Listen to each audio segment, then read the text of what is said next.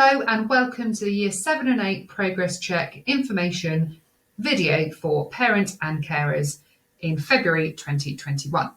My name is Mrs. Harris and I'm here to give you some information about your child's progress check that you and they will be receiving shortly, if not already, prior to you watching this video.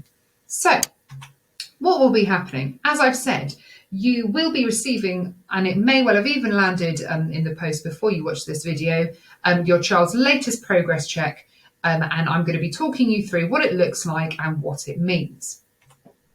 This is an example of a progress check, and this is an example of one that will look similar to the one that your child will be having this term in term 3.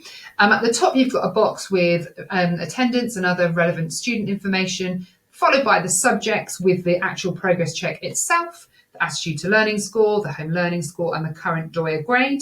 And at the bottom, you have descriptors for each column, how they've got in with their attitude to learning, their home learning, and then how they've got on with their current grade for their DOYA. And this relates to their AREs, or the age-related expectations for those particular subjects. So the areas or the things that you need to focus in mostly within your progress check is what you can see in the 3 columns here.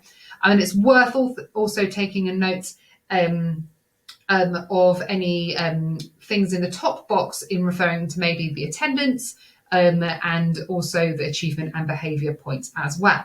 So the DOYA, what does that mean? What does the D, the O, the Y and the A stand for? You have the D, the deepening, so student would be fulfilling all of the AREs, so their age-related expectations, and producing work that's well and above them. On track, that they're currently fulfilled all of the AREs that are possible at this point in the year, and it's likely that they will continue to do that. Yet to be on track, that they are fulfilling some of the AREs, but at risk of not fulfilling all of them. And in the A, that they are working at an earlier stage. They're working below what is expected, the kind of age-related expectations. So it's worth looking at that in real detail and actually getting your head around the grades that have come in there and having those conversations also with your child about why you think they may have been given certain scores as well. That just simply takes you through, again, in a shorter version, what the D, O, Y and A stand for. For Year 8 parents, this is the same as previous years, so for last year, but for Year 7, obviously, this is new information for you. To briefly just talk you through how the MCQs and the DOYA and the reteach kind of work together there. You will now, or by working through this kind of September through to July, we've taken now our MCQs.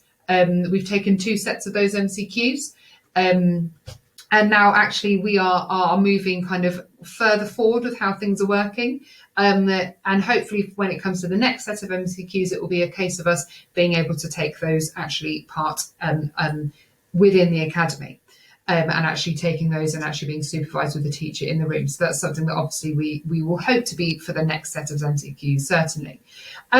Just then to think about the DOYA and how it was assessed and what actually that DOYA grade is based on. Students will have been working on an additional piece of learning for their subjects. It might have been an extended piece of writing, a performance, and this gives the results of their DOYA grade. The DOYA grade does not relate to the MCQs that were taken.